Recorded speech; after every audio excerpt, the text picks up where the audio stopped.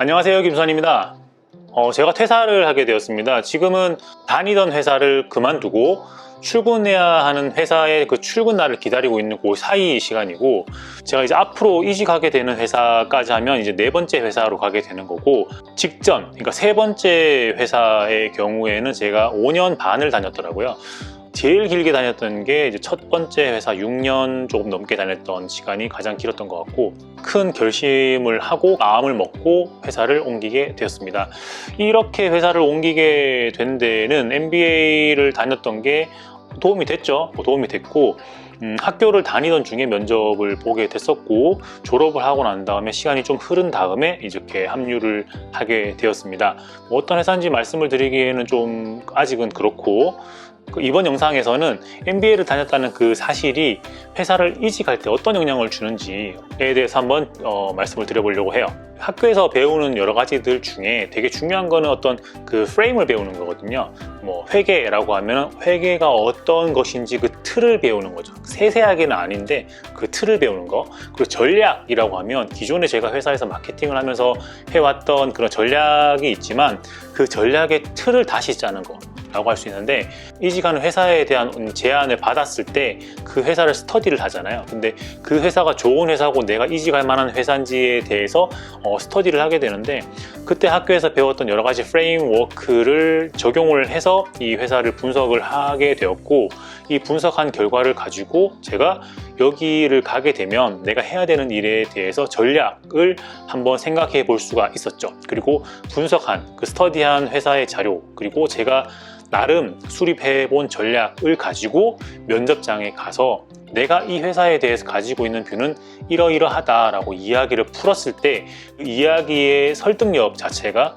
저를 면접봤던 그 면접관들께 많이 어필을 할 수 있지 않았나라고 생각을 해요. 물론 학교를 안 다니고 기존에 제가 해왔던 그런 프레임워크를 가지고도 충분히 뭐 이야기는 할 수 있었겠지만, 그 정도의 뎁스 있는 그런 분석과 접근은 어렵지 않았을까라고 생각도 하고 있고, 좋은 기회를 잘 파악을 할 수 있었고 좋은 기회를 잘 잡을 수 있게 되었으니, 이 MBA와 그동안의 커리어를 가지고 가서는 제가 저만 잘하면 된다 라는 그런 상황이 되겠습니다. 여태까지 실무를 해오고 얼마 전에는 약간 관리자 비슷한 일을 같이 하게 되었고, 이제 앞으로 가게 될 회사에서는 관리자의 포지션이 조금 더 늘어나는 그런 일을 하게 되는데, 그런 인사이트들도 면접관 분들과 이야기를 할 때 되게 많이 도움이 됐던 것 같아요. 그리고 저도 이제 일을 하면서 그 배웠던 것들을 최대한 활용을 하려고 이제 애를 쓰겠죠. 이번 이직이 세 번째 이직이라고 말씀을 드렸는데, 첫 번째 회사에서 이직을 할 때는 제가 어렵기도 했고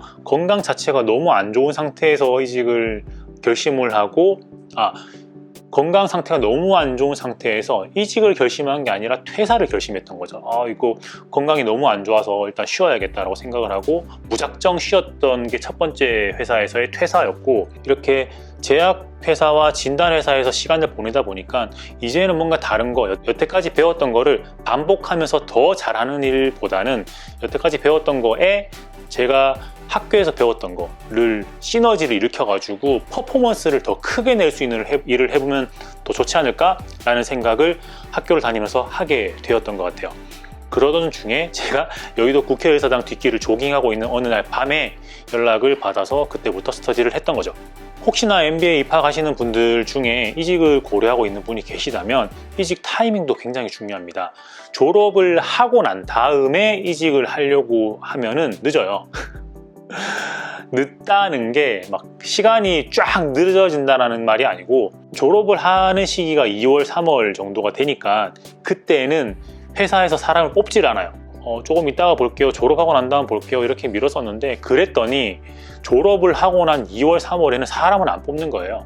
여러분들 회사도 그럴 수도 있지만 보통 업계가 연말에 클로징을 하는 때 조직을 다시 짜서 연초부터는 새로운 조직, 이 밀어붙이는 그 분위기를 리딩하지 못하는 상황이 돼버리는 거죠. 중간 관리자급 되는 사람들의 이직이 뭐 1, 2주 만에 후다닥 되는 그런 건 아니니까, 1차 면접 보고 2차 면접 보고 뭐 최종 면접 보고 뭐 이런 식으로 계속 밸리데이션 하다 보면 그 면접 과정만 해도 한 3개월 걸리는 경우들이 있잖아요. 그러면 학교를 졸업하기 전 8월, 9월, 10월 이때에 오는 제안을 저는 졸업하고 난 다음에 이직을 고민하겠습니다 라고 하지 말고, 이직을 하실 거면 그때라도 면접을 보면서 이직을 준비해라, 워밍업을 해라 라는 말씀을 드리고 싶어요. 그래야 연말이 지나고 연초가 돼서 내가 일을 새로운 조직에서 시작할 때 그런 분위기가 될 수도 있고, 2월, 3월이 되면 오퍼 자체가 확 줄어요. 오퍼 자체가 안 와. 한 7, 8개월을 다시 기다려야 되는 거죠. 뭐 9월, 10월 돼서 다른 회사에서 사람을 뽑을 때까지 다시 기다려야 되는 거예요. 그러면 나는 내 돈 들여서 회사를 다녔는데, 자비로 학교를 다녔는데 이 회사에 계속 있어야 되네, 월급은 그대로인데 나는 공부를 열심히 했는데 왜 회사에서는 이걸 인정 안 해주는 거야. 회사에서는 당연히 인정 안 해주죠. 자기 개발을 위해서 학교를 간 거니까.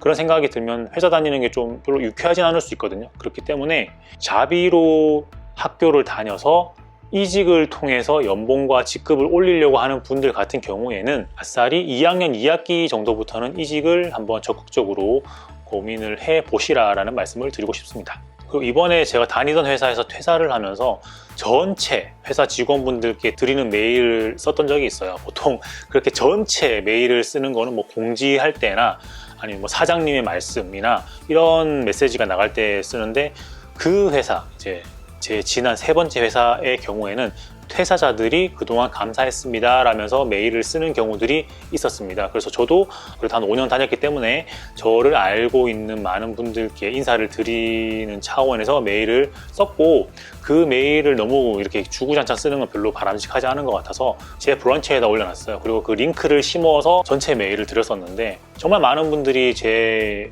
글을 봐주셨고, 제 그 브런치에 썼던 글의 핵심 키워드는 커넥팅 닷였거든요. 제가 찍고 있는 이 점들이 나중에 어떻게 연결될지 모른다.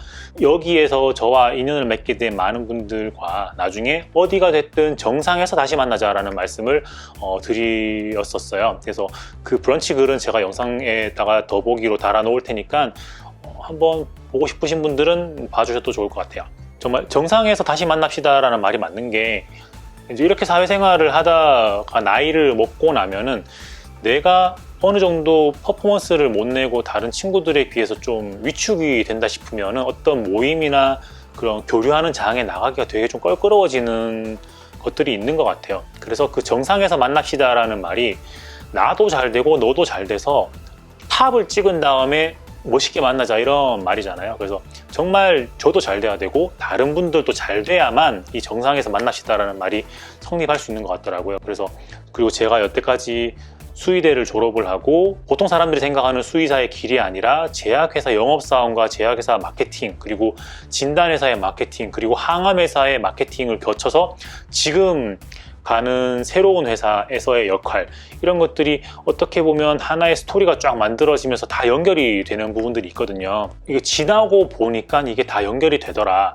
그렇기 때문에 제가 앞으로 찍게 되는 이런 점들도 언젠가는 되게 가치 있는 스토리가 될 수도 있겠다. 그래서 허투루 일하지 않겠다라는 그런 다짐 같은 거를 그 글에 담아내려고 좀 애를 썼었습니다. 그래서 이번 영상에서는 어떻게 하다 보니까 근황 토크 플러스 이직, 퇴사 뭐 이런 것들이 됐는데, 제가 어떤 새로운 시작을 왜 하게 됐는지에 대한 말씀을 드릴 수 있어서 좋았던 것 같아요. 이번 영상 봐주셔서 감사드리고요. 여러분들도 그렇고 저도 그렇고 되고 싶은 대로 되실 겁니다. 정상에서 만납시다. 감사합니다.